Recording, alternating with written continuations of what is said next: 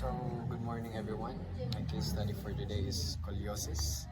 Now, the patient's profiles.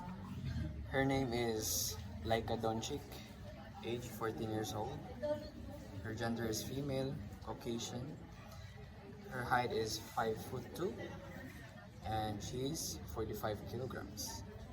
Her occupation is a high school student. Her lifestyle is moderately active and usually participates in school sports.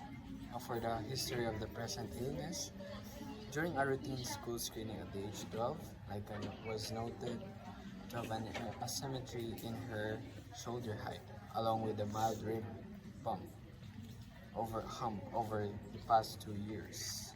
Now, she has experienced a gradual increase in back discomfort, especially after a prolonged period of sitting, and occasionally she has muscle spasms in her mid-back. Her parents have also observed a visible progression in the curvature of her spine, and she reports experiencing mild shortness of breath during physical exertion. Now, for her past medical history, she has no history of major illnesses, but has mild episode of bronchitis in her early childhood.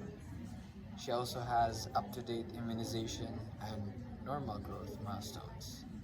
Now, for her family history, mother had a history of a mild spinal curvature during adolescence, and her paternal grandmother was diagnosed with osteoporosis. She has no known genetic syndrome in the immediate family. Now for her diagnosis, what is scoliosis? Scoliosis is defined as lateral abnormal curvature of the spine, or so we call often with rotational component, that may develop during the adolescent growth spurt.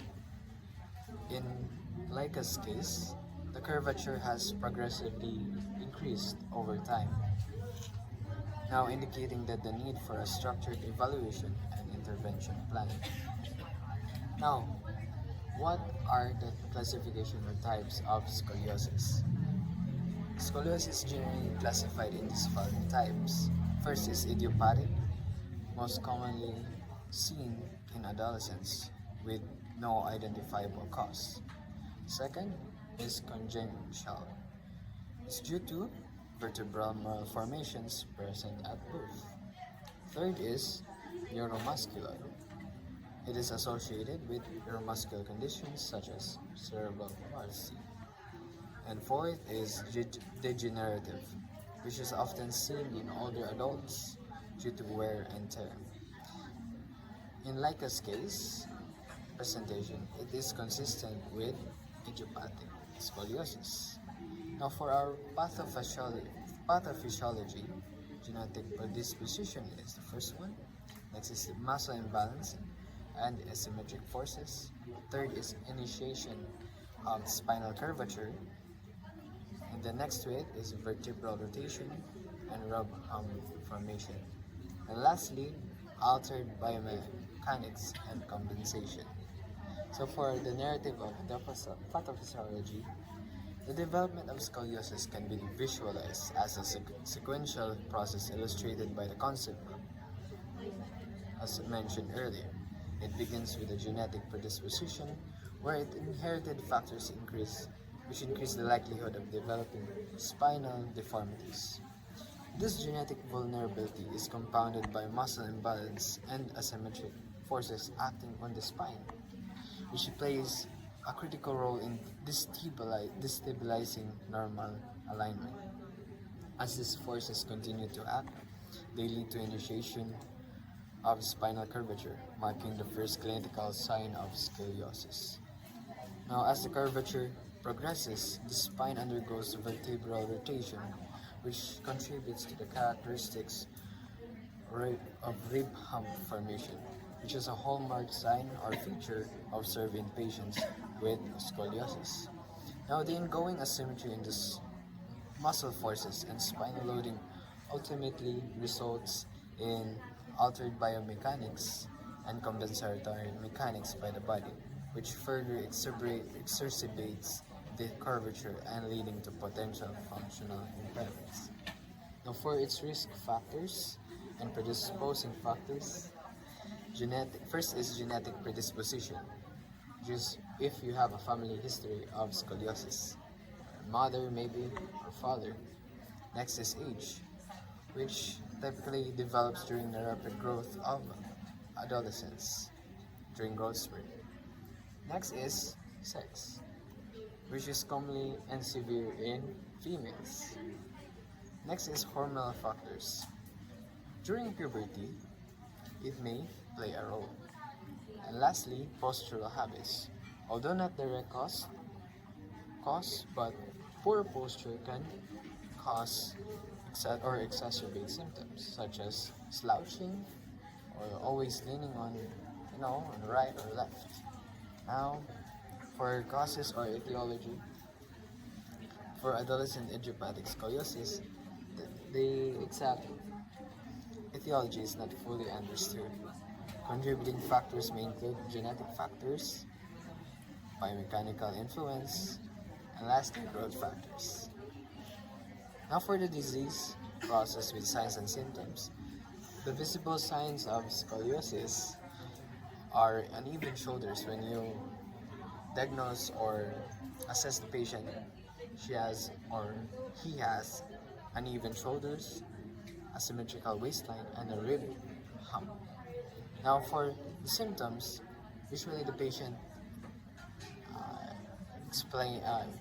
exhibit back pain, muscle fatigue, and even severe cases, respiratory compromise, such as in Laika's case, she had bronchitis in her early childhood.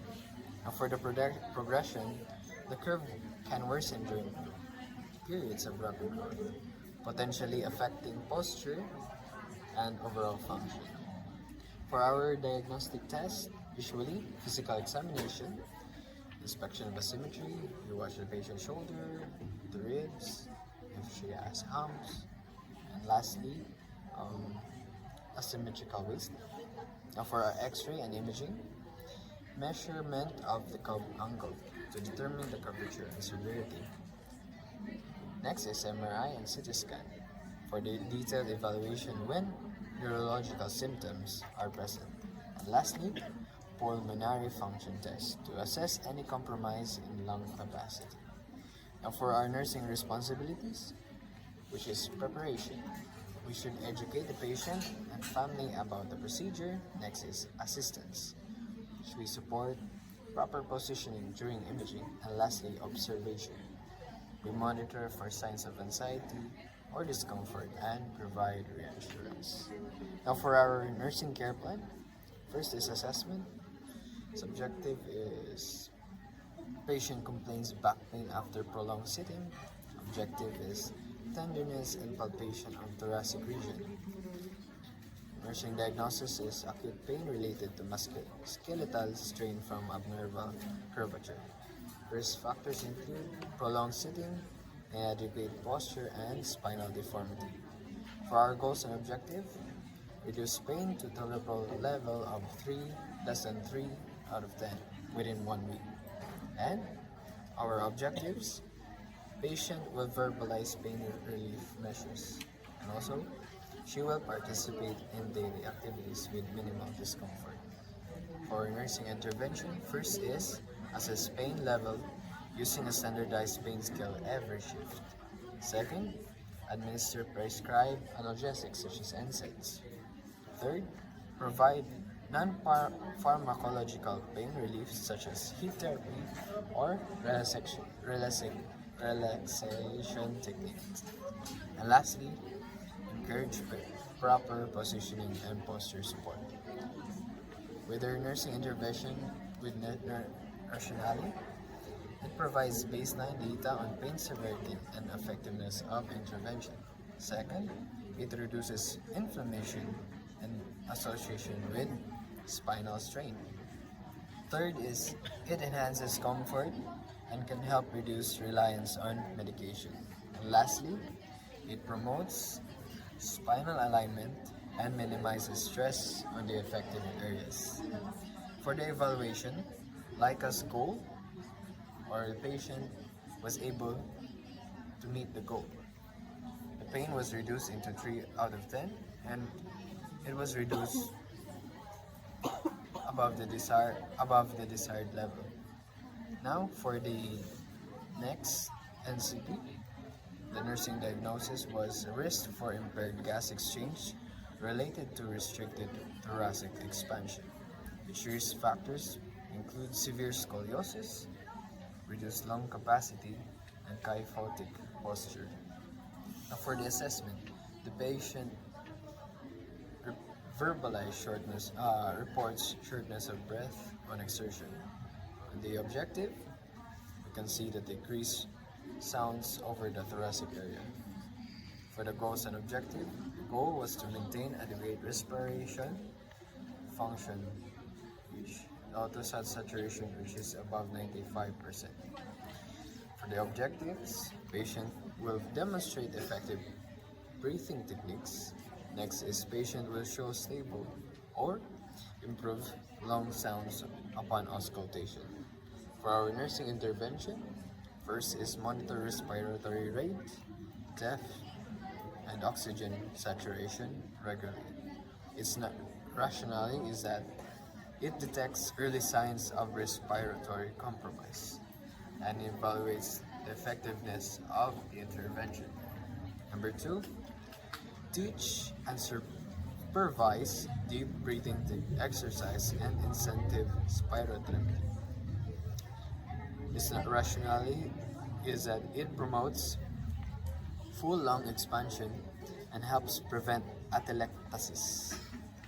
Third is position patient to maximize chest expansion, such as semi-Fowler's position. Why? It facilitates improved ventilation by reducing pressure on the lungs. And lastly, collaborate with respiratory therapy as needed. Now, why? It ensures specialized support if respiratory status worsens. And unlike this case, the goal was met because the patient consistently is at above 95% with normal respiratory rate, and she showed stable lung sounds on auscultation. The next nursing care plan, nursing diagnosis is disturbed body image related to spinal deformity. Its risk factors may include adolescent idiopathic scoliosis, negative peer interactions, and lack of social support. For the assessment, the subjective was the patient expresses feelings of low self-esteem and social withdrawal. The objective was it appears self-conscious about the appearance because in Laika's case, she has deformed body posture. That's why she has self-conscious appearance. Now for the goals and objectives, the goal was the patient must have enhanced self-esteem and acceptance of the body image. So for the objectives, patient will verbalize positive self-talk affirmations such as Kaya ko to, I can do this, I am beautiful. Also, patient. Now, next is patient will participate in social or counseling activities at least once a week. For our nursing intervention, first is we must encourage verbalization of the feelings and concerns of the patient. Why is it? Because it facilitates emotional release and helps the nurse identify the specific words. Next is provide information about scoliosis support groups. Why? Because it offers peer support and shared experiences, reducing isolation. Third is refer to counseling or therapy services for body image issues because it addresses psychosocial components that can affect adherence and quality of life. And lastly, Involve family in supportive measures if appropriate. Why? Because it strengthens and supports system, ensures the consistency in care. Now, for our evaluation, the patient's goal was met because she reports improved self-esteem and participate in activities or in social support groups at least once a week. Now for next NCP, nursing diagnosis is that the risk for impaired physical mobility related to progression of spinal curvature. Its risk factors is advanced scoliosis, muscle imbalance, and decreased joint flexibility. For our assessment, the patient feels fatigued and has difficulty with routine activities. Now for the objective, reduced range of motion in the spine, such as turning left, right, that. For our goals and objective, patient's goal, which is improve or maintain functional mobility and endurance. For our objectives, the patient will engage in daily range of motion activities and exercises. And patient will show improved endurance such as able to walk longer distances without rest. For our nursing intervention, first is to collaborate with physical therapy for individualized exercise program. Its rationale, it ensures expert input to develop a plan tailored to patients' needs. Number two, teach safe stretching and strengthening exercises. Its rationale is, of course, it promotes muscle strength and flexibility, potentially slowing curve progression. Third is schedule regular rest periods to prevent fatigue. Why? It prevents overexertion and exacerbation of pain. And lastly, monitor activity tolerance, such as vital signs. You check patients' BP, RR, heart rate, depending on what her status is, because it evaluates improvements in mobility, endurance, which further guides the intervention's effectiveness. And for our evaluation, the goal was partially met. Why? Because the patient has slightly engaged in daily range of motion exercises. Sometimes she doesn't want to engage her life in range of motion exercise because she feels tired and fatigued, which decreases the improvement of her diagnosis. Next nursing diagnosis is activity intolerance related to decreased muscle strength and endurance secondary to scoliosis. For the risk factors, impaired posture, spinal curvature, and sedentary lifestyle. For the assessment, patient states, I feel so tired after walking short distances. For the objective, we observe difficulty in walking long distances and the patient shows weakness in lower extremities. For the goals and objective, the goal was to improve activity tolerance and endurance. For the objectives, patient will engage in mild activities such as walking for at least 15 minutes daily without excessive fatigue. Next is patient will verbalize increased energy levels within a week. Example, I feel so good. I don't feel tired after walking for long distances. Now, for nursing intervention, assess patient's level of fatigue and activity tolerance daily. Why? it establishes a baseline for monitoring progress and adjusting interventions accordingly. Next, encourage participation in light physical activities such as mentioned earlier, walking and stretching. Why? Excuse me. It prevents muscle atrophy and promotes gradual endurance improvement. Next is provide rest periods between activities to prevent excessive fatigue, which helps prevent overexertion while allowing progressive activity. Fourth is collaborate with a physical therapist, a with a personalized exercises program because it provides an expert guidance and strengthening exercises which improves mobility. Now, lastly, teach or educate the patient on energy conservation because it encourages efficient energy use to enhance endurance throughout daily tasks, such as prioritizing your tasks. Okay, Ma'am Laika, ito po yung gagawin natin for today. Huwag kayo mapagod. Now, for the evaluation, the goal was met. Patient Laika engages in activity without excessive fatigue because she verbalized increased energy levels within the week.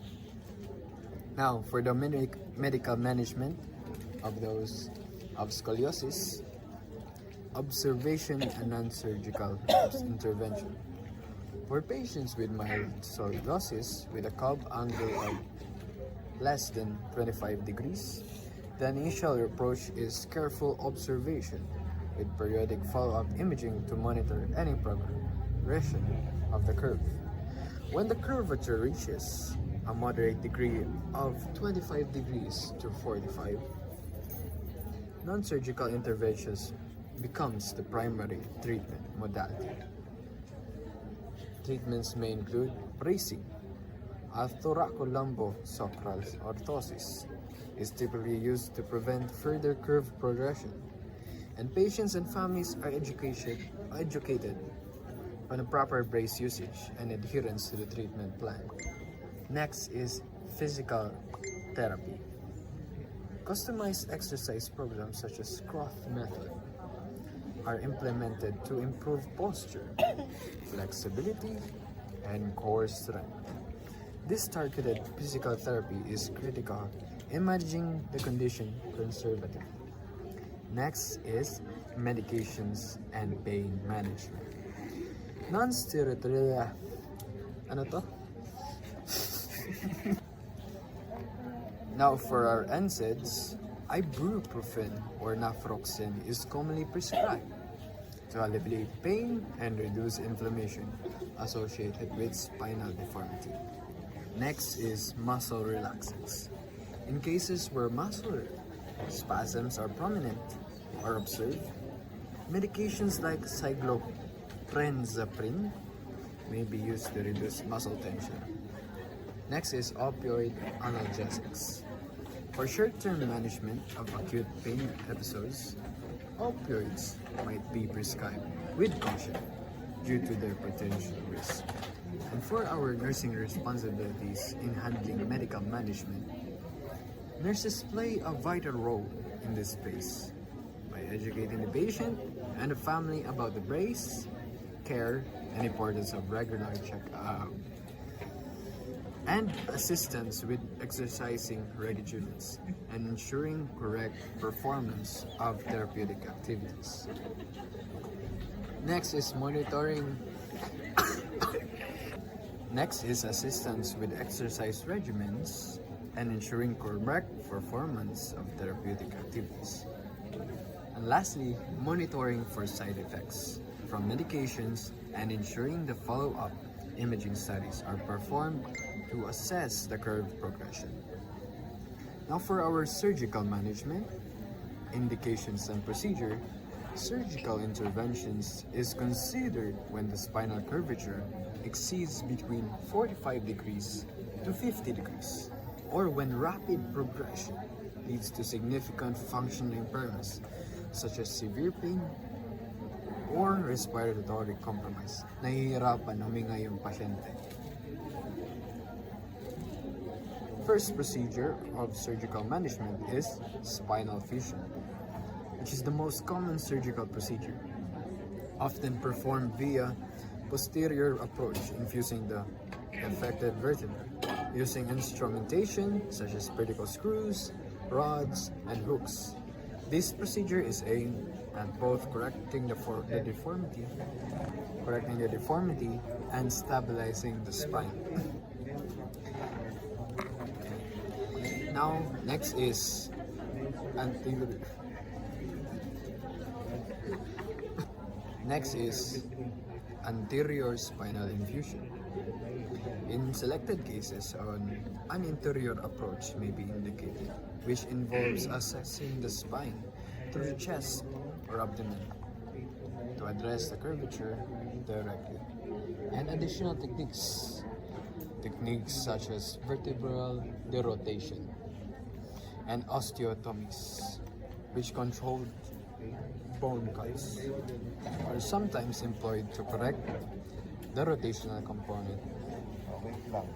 Of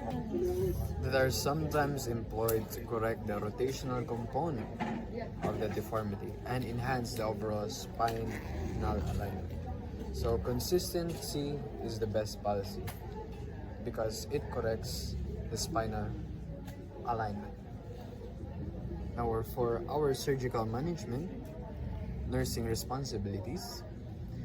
Nursing care spans the entire surgical process for our pre-op, intra, and post-op.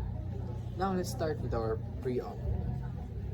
Now, nurses prepare the patient by providing detailed education on the surgical procedure, expected outcomes, and potential risk.